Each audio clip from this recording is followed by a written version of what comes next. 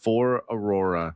One being the fact that, they went with their own pickoff potential that could potentially snowball them into the right direction. Demon Kite really struggled in the previous game on the Lancelot. Now this time he's up against a utility jungler. We do still see that occasionally, right? Assassin versus utility. And sometimes the assassin gets the upper hand. Sometimes it's the utility, based around this kind of holistic composition that Onic brought. So we'll see if Aurora can actually make some early advantage by potentially getting her first blood.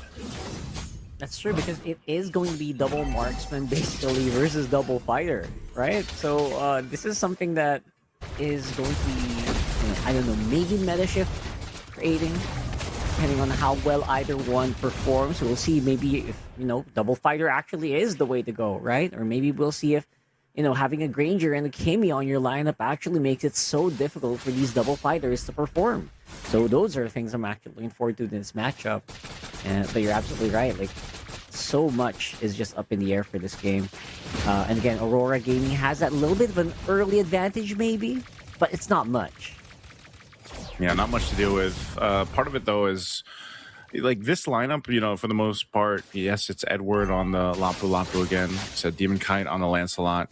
Even if they run it back for some of these heroes, it's more so just getting that upper hand. You have to give it up to Onic in the last game. They were just really good at the team fighting, really good at finding the right moments to avoid that setup potential, even from Edward on the Lapu Lapu. We always know that when the Lapu Lapu is secured for a team, not only does he do a lot of damage, he can tank up quite a bit, but the stuns with the Landshaker are so good, just like this. Yeah, great stuns. And there you go, Kyrie with the first turtle of the game. Edward and Light not to be able to help out Demon Kite as much. Look at the presence. Look at the domination of Onic in that one.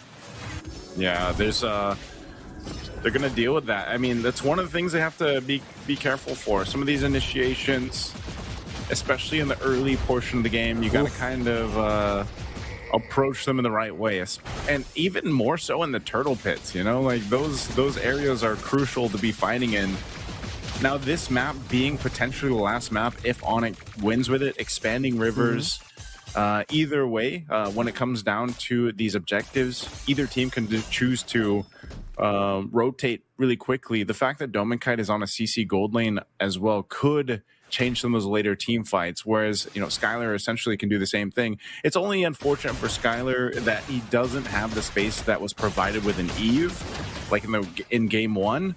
But because of the lineup, it's actually okay. You have a Kalea, you have the traction pulse from Sans, and that actually is enough to go ahead and keep him relatively safe. Plus, like I said, the flicker is always an option as well. I think maybe they're thinking, you know what, we don't need like an Eve real world if we're gonna -1 anyway, right? Like there's just gonna be 4 enemies on the map. So that's they're thinking maybe of the Kalea. But look at that, Lutpi again is gonna be the sore spot here. Aurora Gaming is gonna try to punch on. Or, but of course that isn't Esmeralda. Early game has great sustainability, and who has not that much sustainability, that's Dominkite, especially against 4 members of Onic.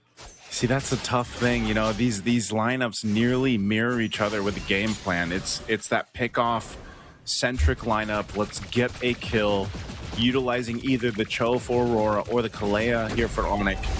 And they get the upper hand because they made the play up top, almost getting this tier 1 too. Traction pulse thrown out. A few more hits would have actually been huge for Sans there, but Yue going to be able to dodge out. Again, Edward going to be using the Bravest Spider and the Flicker to get out of harm's way, which just leaves the map wide open for Onic to take that turtle. Man, Rockhart, it just seems like right now it's either Aurora Gaming Philippines is just not synced up like we've seen them in the previous matches, or it's just Onic playing so well. It's probably a combination of both. Onic seems to be just completely locked in on the game plan on what they want to do here. And again, if they're able to go ahead and put pressure where Aurora can't play around that plan of a pick-off, because the Tsunami Slam is going to go first. Oh, man, there you go. That's Tsunami Slam once more. At that point, Dominkite can't even use the Phantom Execution to get out of harm's way. And because of that, this is going to be another turret. That's going to be, turret, rather. That's going to be so hard to defend against. Now, course, there has to be something to give for Aurora. Skylar, maybe absorbing some of Dominkite's hits, buying some time for Kyrie to get back into the fight here. Alongside Kiboy, that aggression of this duo, this Kalea and this Baksha, so nasty. Kiboy is so locked into the series. There's the kick, though. Nice kick from Light. Obviously going to get some kills back, and that is Hans. So Sans going down is going to be so massive here for Aurora Gaming, and then slowing down that Kimmy. That Kimmy felt like it was actually starting to like steamroller them, man. Yeah, it's a problem they have to deal with, but nonetheless, right now Onic is just winning off Keyboy's Kalea.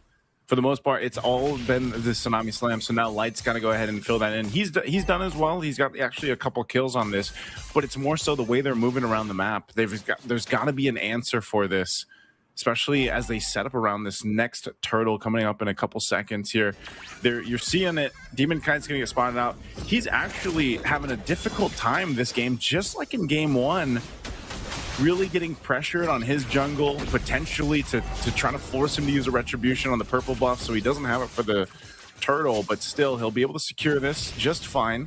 Onic waits in positioning. Again, same thing. Lootby giving information. Keyboy waiting for that Tsunami Slam. So we'll see how Aurora approaches this. This 3,000 gold difference might play a part into this fight, but turtle secured. Yeah, huge, tricky turtle there, getting secured there by Onic. There goes that team fight. Light, not going to be long for that world. Cannot really sustain Skylar's Ranger right now, who is just doing insane amounts of damage, even on Edward. That's a double kill for the gold laner of Onic. And not to mention, they also got that turtle. Demon Kite now going to be struggling to even get the jungle camps on his side. Let's see if he gets this orange. He should be able to retreat. Oh, he doesn't get it. Unfortunately, yeah, he doesn't get it, and it's looking even more grim now for Aurora Gaming Philippines here. The way this game is going, 3 turtles now in the hands of Onic, 5,000 up in terms of gold. They have a clear shot at taking the first Lord as well, unless somehow, some way, Aurora finds a way to crawl back into this game. But look at the pressure from Onic. They won't let up on this.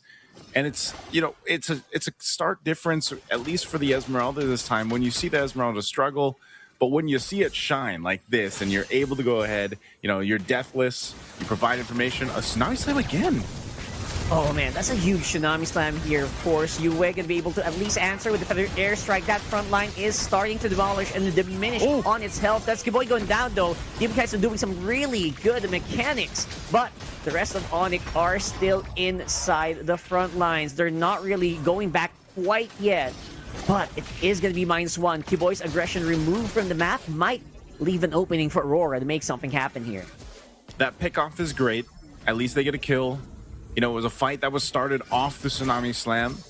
One of the first steps that Aurora needs to get back into the game. But even looking at the itemization here, there's quite a bit of difference, right? Even the gold lane right now, obviously the CC is going to scale up a lot slower than this Granger given the way the game's gone. But, you Sky Piercer, Malefic Aurora, Hunter Strike already. That's why Skylar's popping off on the damage. He's got the 4 kills. If he continues to stack up the Sky Piercer, it's going to be devastating in these later fights. And so for Aurora, as this Lord is up, they have to make a decision. Do we actually contest this? This is one of the difficult things, too, in that matchup of Assassin versus Utility, right? The Baksha, obviously tankier.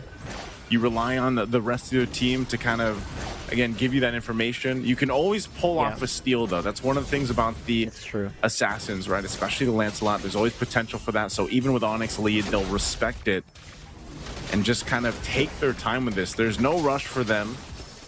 But Aurora, they're the ones with a hard decision. Do we actually go for this? It's blitz down now. Yeah, that's a huge blitz. Obviously, Onic is just going to be so far ahead of the curve here. Lapu-Lapu up on front. Edward can't really sustain against that lineup. Now, normally, you would be able to at least get some HP back, but Onyx just stopping that from happening. Obviously, with their superiority in terms of items. So, right now, it's just Aurora getting pushed back over and over again. I mean, like, the only thing I was thinking about for Onic is at least both Kyrie and Demon Kite were level 12 while that lore was happening. But now that's not going to be the case here. We got Lord walking up on top, and I expect Onic to wait for this fully 100%, wait for it before they fight. I'm surprised here, Rockhard, that Aurora decided to go ahead and stay around there, because it just seemed like, and maybe it was potentially they just didn't have the information, but seemed disconnected even in that approach to that Lord, or deciding on what they wanted to do. They're going to go for this kick. Oh, yeah, 100% gonna go for it. Better stun here coming in from Edward, but again, once more, just evaporating forth. He can even hit the final blow of that one. And now Kyrie's up on front. Skylar is just going on like a shooting range here or something, because he's just having so much fun on that Granger. Again, there is a Lord on top side. Edwards and Light are down for 15 seconds. That might be a turret or two going down for Onic here. Sorry, for Aurora here. So far, massive game for Skylar on this Granger. 7-0-1, untouchable. Stacks on stacks right now for the Skypiercer too. This Lord will finally go down, but Onic's job is just to get these base turrets down of Aurora. We'll see if they're able to get another one, but right now with a massive lead, 10,000 ahead, do they force a fight or just take the discipline route? It looks like they'll go ahead and do just that. Potentially getting the mid turret. The traction pulse is thrown out. Yep. There you go. One more time. They're going to try to go for it again. Aurora being very proactive here on the front line, though. They're absorbing Sans and Skylar's damage, and it's just too much. There's just so much damage here without anything to actually catch it on the front line. And there you go. That's two inhibitor turrets going down for Aurora Gaming here again, holding on for dear life. They've been choked out from the resources here, basically here, Rockhart. Now they're going to make a play here in the mid, going for this last base turret. They'll get just that. But with Dominkite coming back up, it looks like they're just going to go ahead and get back here. Lutby has been a nuisance this whole time. He has been the scout for Onic, giving all the information that they need on how they approach these fights. Again, this is what Esmeralda does so well. And, you know, in this case, I don't know, Rockhart, it just seems like the lineup, the composition for Aurora just isn't serving that purpose that they wanted to. Even so, you know, Dominkite picks up a brute force. You're seeing how fast they're getting just taken down. I mean, these team fights, if it's a pick-off, it's a pick-off for Onic, essentially. At one point, or at what point does Aurora Gaming get back into a fighting form? They're going to have to forfeit this Lord over to Onic and then just get ready for this defense. Now, the only shining hope in this lineup that they have right now is the defense capability, because you've got a Farsa. But as soon as you use that Feather Airstrike to kind of deal with some of that push, and of course the Lancelot to an extent, then other than that, you don't have that much else, right? You've kind of got to utilize the kits, and that's for Edward and to an extent Light and Dominkite to clear out these waves and manage them. But it's so difficult once the Feathered Airstrike is gone. So this is so crucial for UA to really get the most value out of this, and that's why they're trying to manage these waves. The Lord is making its way in the base, and a traction pulse thrown out. Yeah, throwing it out there, and there's just not much the front line here. Gonna go in for the back line. Light is hunting down Skylar, but with that Purify will not be able to actually make a mark. Just a few more hits. That might be it. Onic are gonna be the ones on top here, and gonna be beating out